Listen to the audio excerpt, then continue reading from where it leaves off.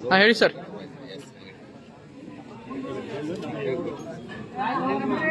ಇವತ್ತು ಗೋಕಾಕ್ ವಿಧಾನಸಭಾ ಕ್ಷೇತ್ರದ ನನ್ನ ಎಲ್ಲ ಆತ್ಮೀಯ ಹಿತೈಷಿಗಳು, ಮುಖಂಡರು, ಅಭಿಮಾನಿಗಳು, ಕಾರ್ಯಕರ್ತರು, ಬಹುಶಃ ಈ ನನ್ನ ನಿರಂತರ ರಾಜಕೀಯ ಜೀವನದೊಳಗೆ ನನ್ನ ಬೆನ್ನೆಲುಬಾಗಿದ್ದಂಥ ಈ ಎಲ್ಲ ಜನರನ್ನ ನಾನು ನಮ್ಮ ಮನೆಗೆ ಕರೆದಿದ್ದೇನೆ. ಇದು ಹಿಂದಿನ ಉದ್ದೇಶ ಇಷ್ಟ, ಬದಲಾದ ಸನ್ನಿವೇಶದೊಳಗೆ ಕಾಂಗ್ರೆಸ್ ಪಕ್ಷದ ಸ್ಪರ್ಧೆ ಮಾಡುವಂಥ ಅವಕಾಶ ಸಿಕ್ಕಿಲ್ಲ. ಆದರೆ ನಾನು ಕಾಂಗ್ರೆಸ್ ಪಕ್ಷ ಸೇರಿದ್ದೆ. ಬಹುಶಃ ಪಕ್ಷದ ವರಿಷ್ಠರು ಸಹಿತ ಎಲ್ಲೋ ಒಂದು ಹಂತದೊಳಗೆ ನನಗೆ ಅವಕಾಶ ಕೊಡಬೇಕು ಅನ್ನೋಂಥ ಭಾವನೆ ಇತ್ತು. ನನಗೂ ಸಹಿತ ಕಾಂಗ್ರೆಸ್ ಪಕ್ಷದಿಂದ ಸ್ಪರ್ಧೆ ಮಾಡಬೇಕು, ಸ್ಪರ್ಧೆ ಮಾಡುವ ಮುಖಾಂತರ ಇಲ್ಲಿಯ ಬದಲಾವಣೆ ತರಬೇಕು ಅನ್ನುವಂಥ ಒಂದು ಹೋರಾಟ ನಂದಾಗಿದೆ. ಅದರ ಕಾರಣಾಂತರಗಳಿಂದ ಇವತ್ತು ನನಗೆ ಅವಕಾಶ ಸಿಕ್ಕಿಲ್ಲ. ಆದರೆ ಸಿಕ್ಕಿಲ್ಲದು ಸಹಿತ ನನ್ನ ರಾಜಕೀಯ ಹೆಜ್ಜೆ ಮುಂದಿಡಬೇಕಾಗಿದೆ. ಯಾಕಂದ್ರೆ ನಾನು ಕಾಂಗ್ರೆಸ್ ಪಕ್ಷ ಸೇರುವಾಗ ನಾನು ಎಲ್ಲಾ ಪಕ್ಷದ ಈ ಕಾಂಗ್ರೆಸ್ ಪಕ್ಷ ಸೇರಿದಿಲ್ಲ. ಆ ಸಂದರ್ಭದೊಳಗೆ ಈ ಎಲ್ಲ ನನ್ನ ಹಿತೈಷಿಗಳು, ಮುಖಂಡರು, ಮಾರ್ಗದರ್ಶಿಗಳು, ಅಭಿಮಾನಿಗಳು, ಕಾರ್ಯಕರ್ತರು ಅವರೆಲ್ಲ ಒಟ್ಟಾಭಿಪ್ರಾಯ ಸಂಗ್ರಹ ಮಾಡಿ ನಾನು ಕಾಂಗ್ರೆಸ್ ಪಕ್ಷ ತೀರ್ಮಾನ ಮಾಡಿದ್ದೀನಿ. ಸಹಜವಾಗಿ ಅವ್ರ ಮನುಷ್ಯ ಬರ್ತಾ ಇತ್ತು.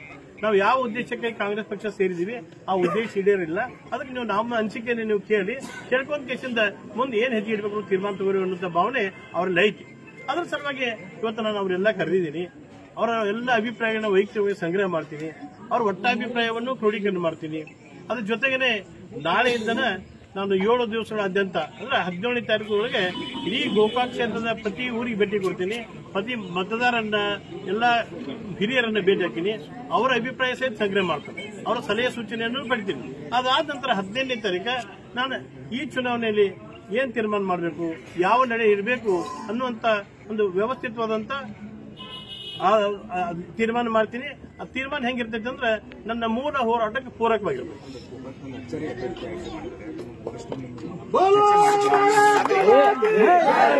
ರಾಜಕೀಯದೊಳಗ ಕೆಲವೊಂದ್ಸಲ ಅಚ್ಚರಿಯ ಘಟನೆಗಳು ಜరుగుತ್ತವೆ. ಬಹುಶಃ ಪಕ್ಷದ ವರಿಷ್ಠರಿಗೂ ಯಾವುದೋ ಒಂದು ತೀರ್ಮಾನ ಇರಬಹುದು, ಅದು ಯಾವುದೋ ಒಂದು ಹೊಸ ವಿಚಾರಧಾರೆ ಇರಬಹುದು, ಅಥವಾ ಏನೋ ಒಂದು ಲೆಕ್ಕಾಚಾರ ಇರಬಹುದು. ಆ ಲೆಕ್ಕಾಚಾರದ ಪ್ರಕಾರ ಅವರು ತೀರ್ಮಾನ ಮಾಡಿರ್ತಾರೆ. ಅಂತ ಸಂದರ್ಭದೊಳಗೆ ಆ ಲೆಕ್ಕಾಚಾರದ ತೀರ್ಮಾನದ ಸೂಕ್ಷ್ಮತೆಯನ್ನು ನಾವು ಪರಿಗಣಿಸಬೇಕಾಗುತ್ತೆ. ಅದರ ಗುಣಮಟ್ಟಗಳು ಅವ್ರು ತೀರ್ಮಾನ ಮಾಡ್ತಾರೆ. ಅದ್ರ ಬಗ್ಗೆ ನಾನು ಹೆಚ್ಚಿನ ಜಿಜ್ಞಾಸೆ ಮಾಡಕ್ ಹೋಗೋದಿಲ್ಲ. ಆದ್ರೆ ಇವತ್ತೇನು ತೀರ್ಮಾನ ಆಗೈತಿ, ಗೋಕಾಕ್ ಕ್ಷೇತ್ರದ ಚುನಾವಣೆ ಬಂದೈತಿ, ಮೇ 10ಕ್ಕೆ ಚುನಾವಣೆ ಐತಿ. ಈ ಸಂದರ್ಭದಾಗ ಗೋಕಾಕದ ವ್ಯವಸ್ಥೆ ಬದಲಾವಣೆಗೆ ಪೂರಕವಾಗಿ ನನ್ನ ಹೋರಾಟ ಏನಿರಬೇಕು, ನಾ ಮುಂದಿನ ನಡೆ ಏನಿರಬೇಕು ಅನ್ನೋ ತೀರ್ಮಾನ ಈ ಕಾರ್ಯಕರ್ತರು ಮುಖಂಡರು ಮಾಡಬೇಕು. ಆದ್ರೆ ಈಗೆಲ್ಲ ಹೇಳೋದ್ರಿಂದ ನನಗೆ ಕಾಂಗ್ರೆಸ್ ಪಕ್ಷದ ಬಗ್ಗೆ ಬೇಸರ ಇಲ್ಲ.